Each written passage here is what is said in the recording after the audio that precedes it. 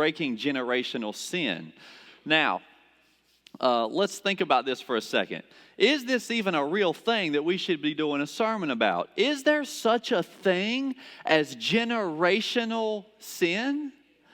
Sin that could be passed down from a father to a son, or from a mother to a daughter, or from a father to a daughter, or mother to a son. Is that possible? Could a sin be passed? Is it hereditary? Or would it just be that because the child experienced this, that they're at a greater odds of practicing it? This goes into that big debate that you've heard about in psychology or philosophy about nurture versus nature. Are we who we are because of nurture or nature? You know, and on one side of the argument, you have these psychologists that say, oh, no, it's not got anything to do with your nature. We are all born neutral, and we are products of our experiences. And so nurture is why we are who we are. Nurture, how you were raised. And then there's other psychologists and philosophers and all that, and they say, no, that's not true. It has to do with our nature and the genes that we've inherited from our parents, some of the good, and then you also get some of the bad, just like I got my dad's looks. I didn't tell you whether that was the good or the bad. You get to figure that out.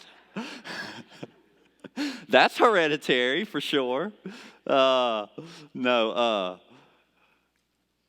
Is it nurture or nature that makes us who we are? And really, I think it turns out to be both, obviously, a little bit of both. We're going to prove that today.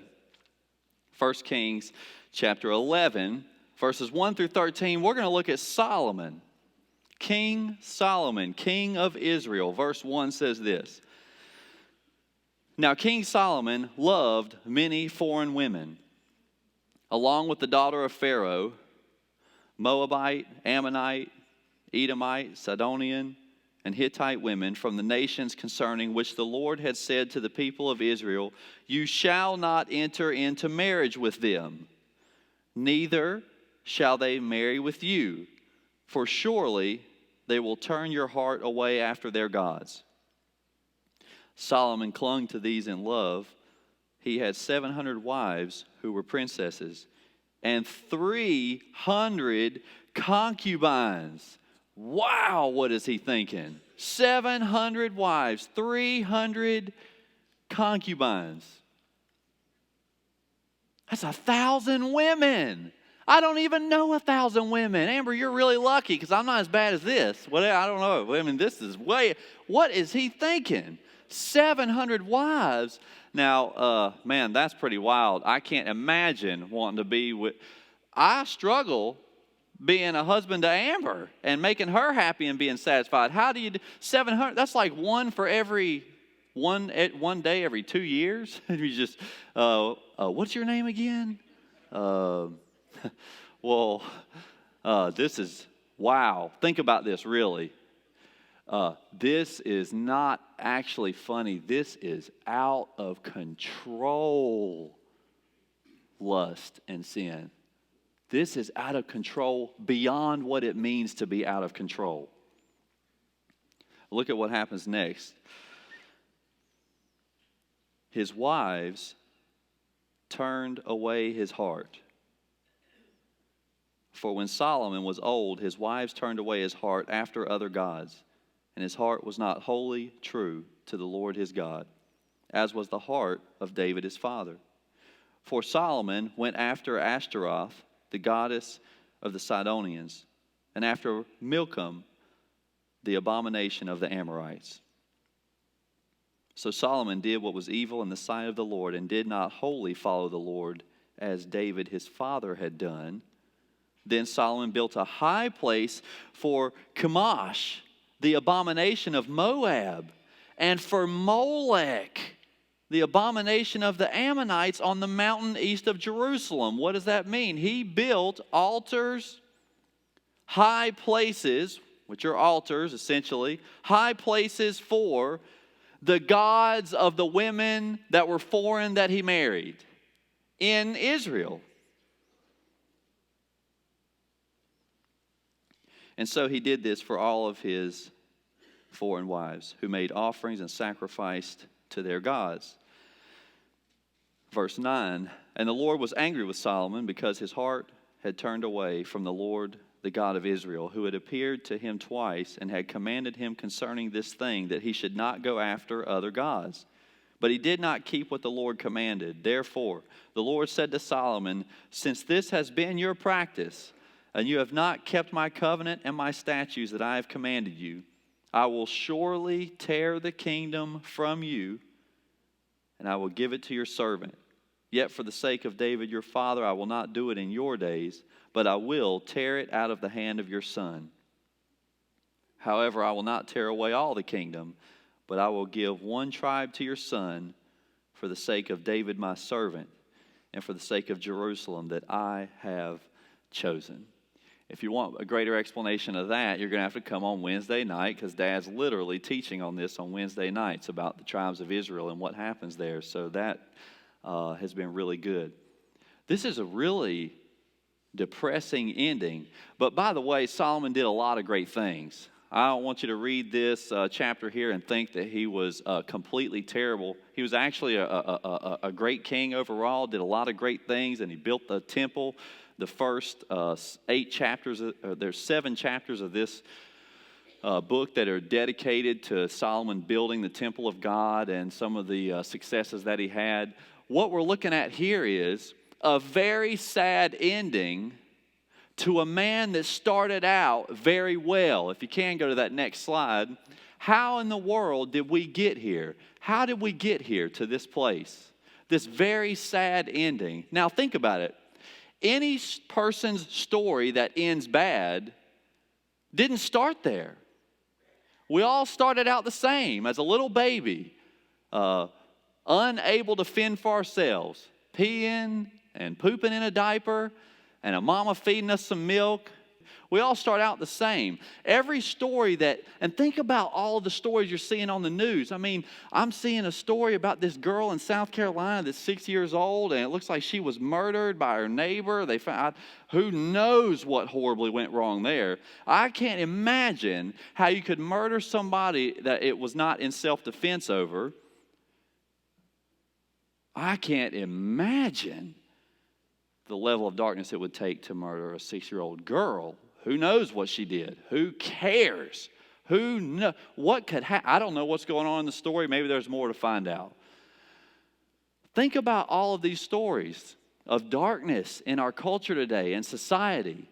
How did we get to these places? How do people get to places that they are completely out of control of the impulses of their flesh so that they cannot contain its reactions? How do you get there? I mean, we all started out the same way as this cute little baby on row 2 here. How did Solomon get to this place of unquenchable desire? How did he take what is meant to be good to what is so bad? Well, we would have to go backwards. We would have to go back to the beginning where he started out so well in 1 Kings chapter 3. I mean, you don't have to turn there. I'll paraphrase it. But in 1 Kings 3, when King Solomon first takes the throne, God offers King Solomon something that all of you wish that God would offer you.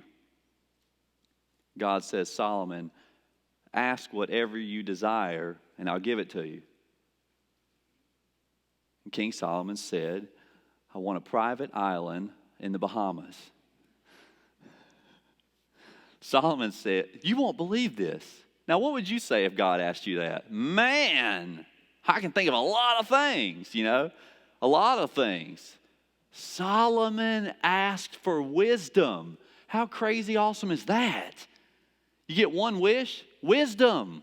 He wants wisdom. God says, because you asked for this and you didn't ask for something that was selfish for yourself, with money or materials, I will give you this thing. And then 1 Kings 3 says Solomon became the wisest man in the known world. The wisest man in the known world. That's how his kingdom starts out. Wisest man in the known world. Starting out with success. We're booming over here in Israel. And then he began to partner with, make alliances with other nations. Now, you got to think about the difference in the culture here. This would sound really strange to us. I don't know anybody in this cultural environment that would marry 700 women and have 300 concubines. You know, I mean, that's crazy. You wouldn't even do that. Why did he do that? And then see, back then in Jerusalem or in Israel or even just ancient times overall, what they would do is marry women of other countries to form these alliances and to expand your kingdoms. And so David did that. Solomon did that. And there was a purpose behind it. It wasn't just that. I mean, most of the countries' kingdoms did that on purpose to try to expand their kingdom and to secure their kingdom, to build alliances but this went way out of control. It started out with Solomon saying to himself, I will marry a woman of here, and that will help Israel.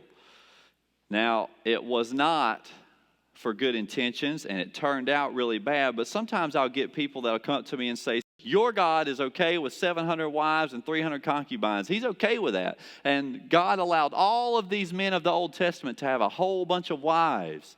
And so they say God is okay with it. God approves of polygamy is what people will tell me. Well, I've got a news flash for you. If you can go to that next slide. Actually, God never approved polygamy, and this passage is a great example of that. Now, what people will say in response is, there is not a specific Bible verse that makes it a sin. You can't show me a reference, a single reference, a Bible verse that says to marry a bunch of women is sinful. And then in Genesis, all of those guys married a bunch of women. It looks like a lot of them did. So polygamy must be okay in God's will. And see, the Mormons had a problem with this for a long time. Now, they've rejected it as a whole, but my grandpa lives in Utah. If you go to southern Utah, there are still some polygamist camps down there. Some of you have heard of Warren Jeffs. Have you ever heard of him? Warren Jeffs? He was one of the leaders of a polygamous community in southern Utah. And this guy dominated the community. He married all of the women and all of their kids. And this is illegal in our country, obviously. And the Mormons have changed their view on it now. But the Mormons were reflecting what some people say about the Old Testament, that they think that God was okay with polygamy. God was never okay with polygamy. Mormons are wrong about that. They changed their view, but some of them haven't caught up yet. Warren Jeffs is in jail now for some of the stuff he did in that community. God was never okay with it. And there are plenty of Bible verses. I mean, there's Deuteronomy 17:17, where God literally instructs Israel, the kings, not to marry foreign wives, because if you marry foreign wives, the wives will take you away from the one true God. There's this passage right here where God is going to rain out judgment on Solomon for polygamy. God was never okay with polygamy. Generational sin. How did Solomon get so far out of control that he would come to a place now where he started out right and ended so bad? And if it's possible that there's generational sin, shouldn't we be thinking about this in our lives? I wonder for just a second before we go any further, what would be an example in your own life of a sin that might run in your family? And I wonder if you're even mindful enough or self-aware enough to realize that that could be a possible thing. Nurture, nature, you can chalk it up to whatever you want to, but we see this as obvious in life, that there are sins that end up being repeated, either by example or by genetics or by both. I wonder if you're mindful enough of that to be thinking about these types of things, because Solomon didn't end up here by himself. Can you think of somebody else in Solomon's life that was a very close relative that did the exact same thing? King David. King David did the same thing. King David marries Michal. Now, Michael's not a dude, but sounds like it.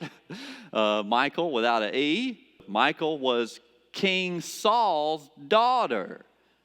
And when David defeats Goliath, King Saul said, I will give to whoever can defeat Goliath my daughter.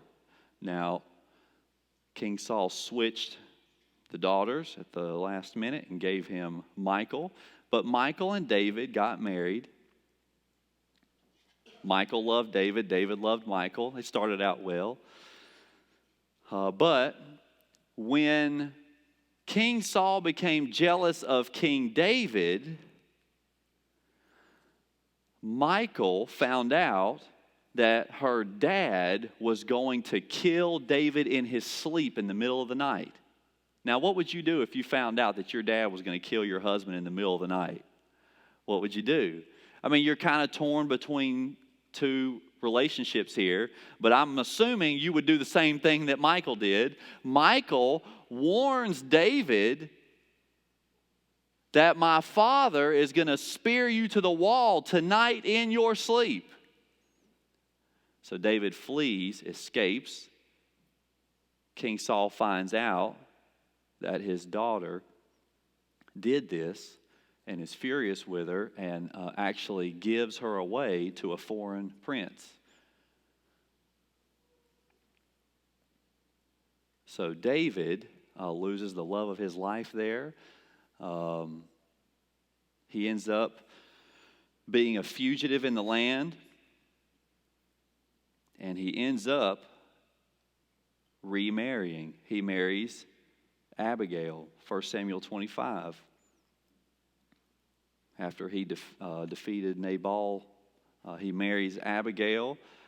He marries a few other women there. He marries another lady in that same story. And then eventually he marries, in 2 Samuel chapter 11, everybody knows who he married there. He eventually marries Bathsheba, which gets really crazy. And then a verse that we will never be able to unpack is 2 Samuel chapter 5, verse 13. After we know for sure that David married at least 8 women, that's 7 too many. 2 Samuel 5:13 says that he married many other women and brought them to Jerusalem, and we just don't know the number. Now, it probably wasn't 700 wives and 300 concubines. That's a different level of a situation there. But he married a lot of women also. Here's what's interesting. Solomon is growing up in this household. Now, is there such a thing as a gene that's called a polygamous gene? You're not going to find it. But we all have weaknesses. You have weaknesses. I have weaknesses. The weaknesses you have, I may not struggle with. The weaknesses I have, you may not struggle with. But we all have weaknesses. And in this room, there are weaknesses represented of every type of sin you could possibly imagine in the whole Bible and beyond. Every type of sin would probably be represented in this place as it pertains to weaknesses that we all struggle with. You're tempted towards something. I am tempted towards some things. You may not be tempted to the same things I am, and I may not be tempted to the same things you are. But how in the world did I get these temptations? That guy. No, I'm just kidding. I'm going to stop making you the bad guy today.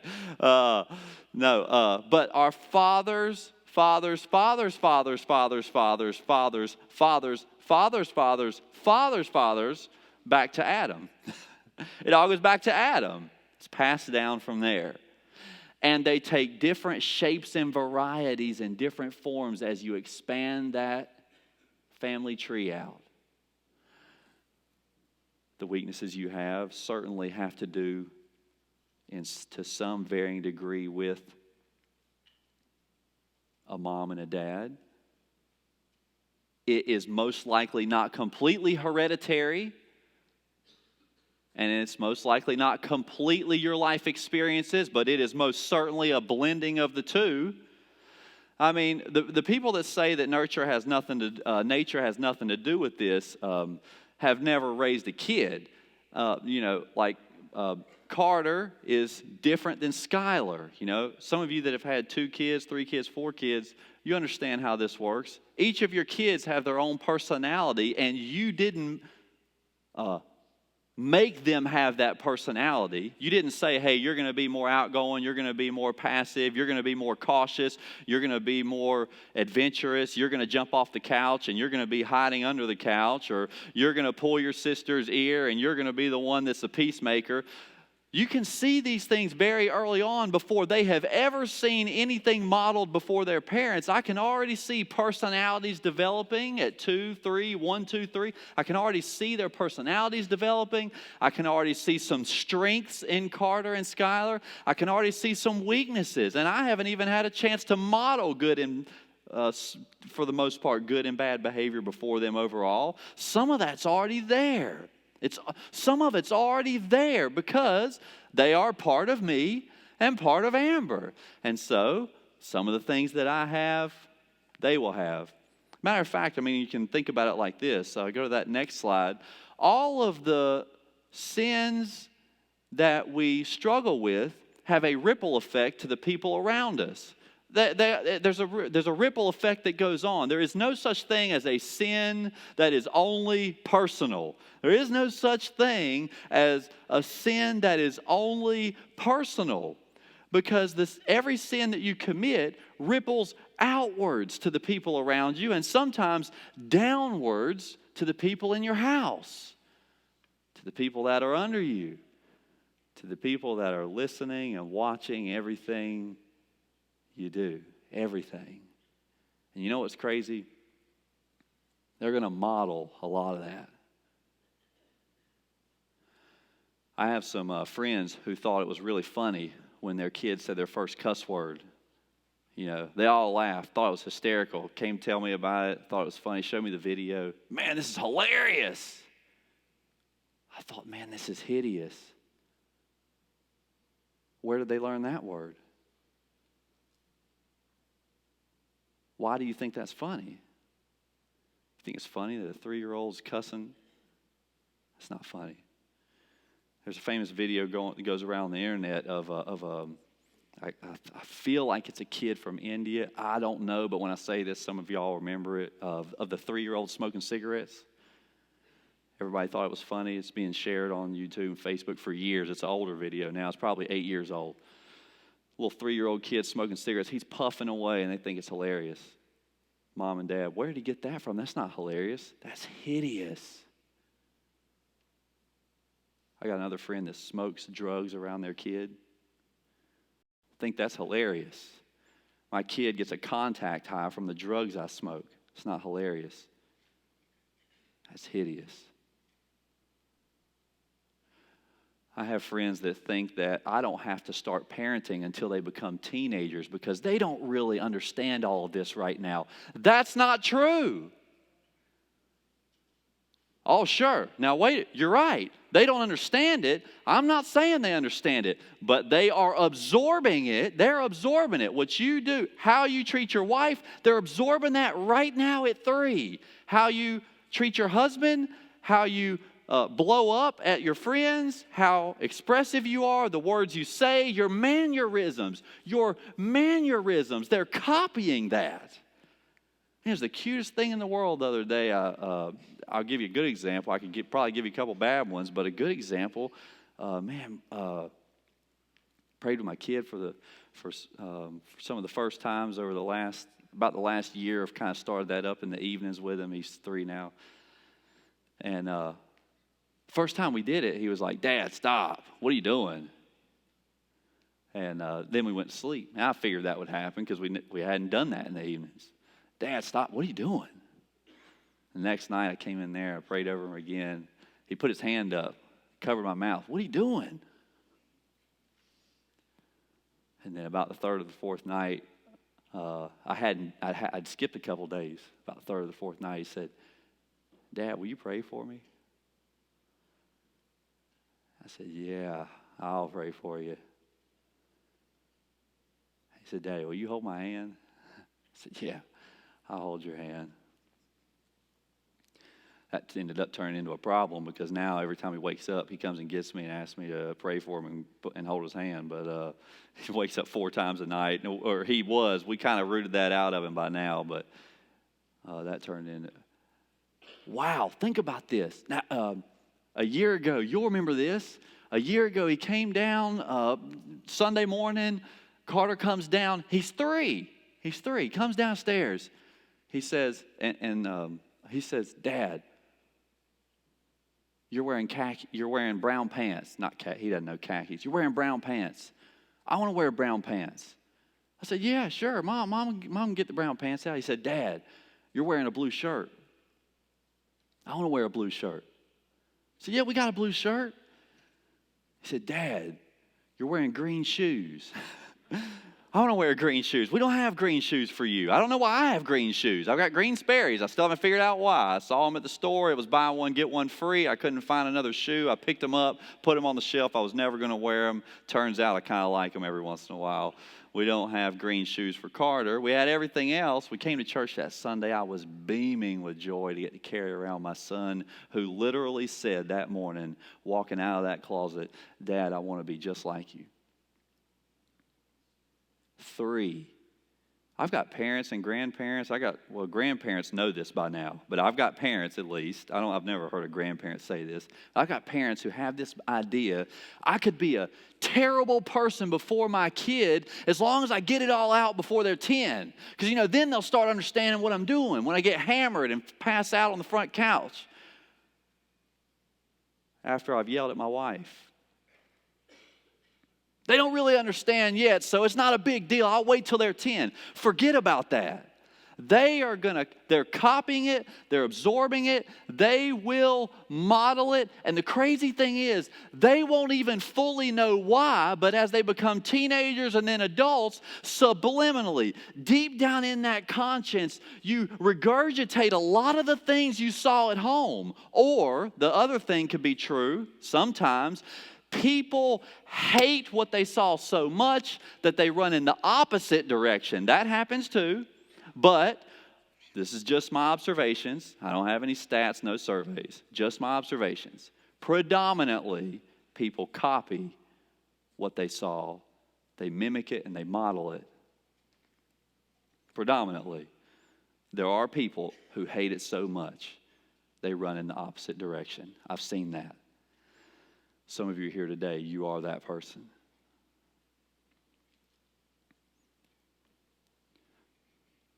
David marries at least 8 women. Looks like a whole bunch. Let's just throw a random number. Who knows? Maybe 50. Maybe he has 50 wives. You know what's crazy about generational sin? Nurture, nature,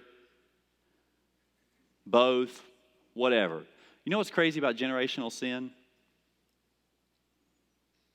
Here's what's scary. You don't know what degree they will take it to. I just get drunk every once in a while. I just do it at home. I don't even do it in public. Nobody even knows I do this in public. I just do it at home. Just yell at my wife. I get drunk and then I go out and I go run around at the bars on the weekends. They don't know that. They don't know what's going on. I drop them off at grandma's house. If at 3 years old, your kid is telling you, I want to be just like you, you better believe they're downloading everything you do into their hard drive, and they will apply the program. They will repeat it. And what's really scary is, a lot of times they will take it to the next level, like Solomon. Solomon did what David did, but on steroids. What if that little sin that you struggle with, that you don't think is a big deal, and you just kind of do it before your kids or cousins, grandkids or whatever, you don't think it's a big deal. It's just a little thing. It's just a little thing. But then what if they go and take that to the next level and create situations, uncontrollable situations? Think about this. All sins have a ripple effect to the people around us. We know there's generational sin. We all know, everybody in here knows somebody who is who is a hothead. I mean, they are angry. They get mad in hot, boiling hot in a heartbeat. And you remember that their dad was like that too. All of us know somebody like that. All of us know somebody who's that gossiping drama person in the community. That gossiper, that slanderer. Man, they're always saying something negative about everybody. Man, they will say the worst things about their brothers and sisters at a church, their cousins, their family members. If they find out something bad, the whole town's going to know about it. We all know somebody like that. And you know what's crazy? Most of the time, and I'm thinking of 2, 3, 4 people right now, most of the time, either their mom or their dad was just like that too. You know, this goes into a really scary direction. I have people that I've buried who struggled with suicide.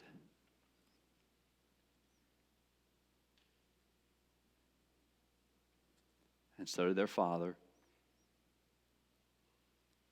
So did their aunt. How is that possible? I've got a friend right now whose dad killed himself.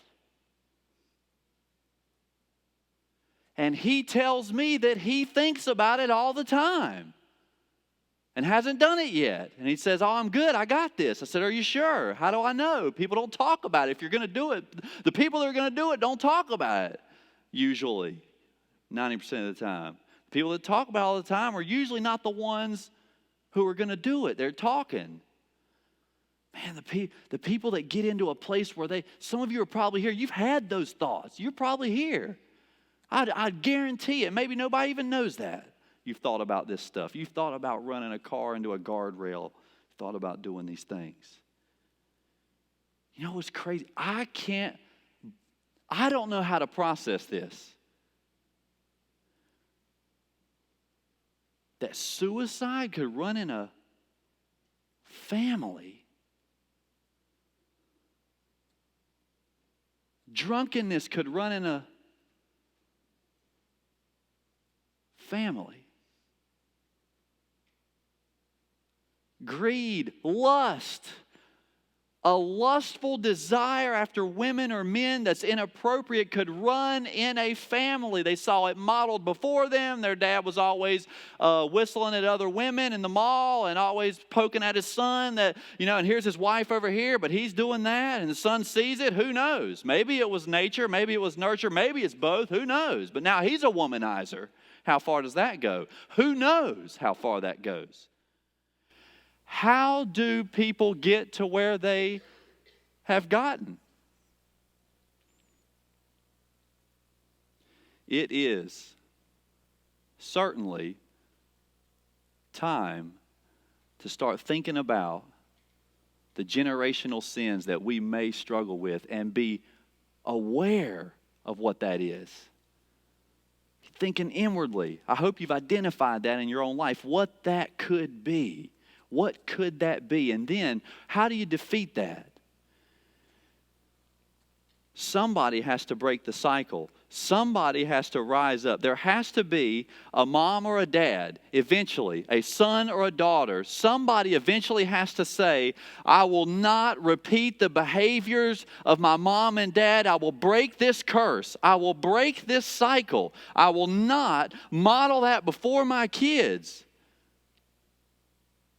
I don't want them to be like me. I want them to be like Jesus. I want them to be better than me. I will break that cycle. I will fight that sin. I will repent about it. I will turn to Jesus. I will break that vicious cycle. This generational sin stops with me.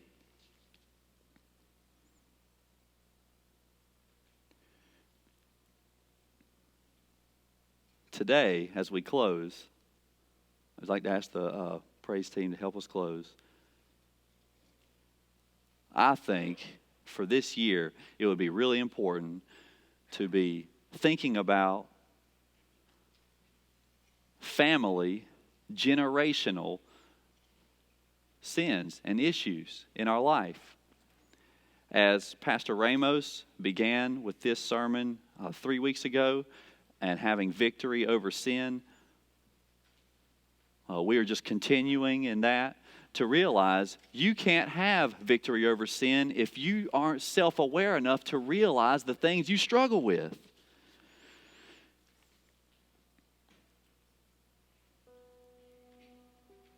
And I pray that here today, as you think about the sins that you struggle with, you think about the bigger picture, much bigger than yourself. Sure, you struggle with it, you win a couple battles, you lose a couple battles. But the problem is it doesn't stay there. You lose a couple battles next week, and before too long, that craving desire that caused you to lose a couple battles here needs a greater fix. And that greater fix that you then satisfy a few weeks from now needs more, like a beast at a buffet. Your flesh, your raging flesh. And some point in our lives, we've got to break the cycle. We've got to realize this ends with me now. I'm done with this. I'm tired of this sin that's been kicking my tail. I'm going to leave it at the cross of Christ. I'm going to follow Him, and I'm going to do it not just for me, but for the little ones around me that want to be just like me.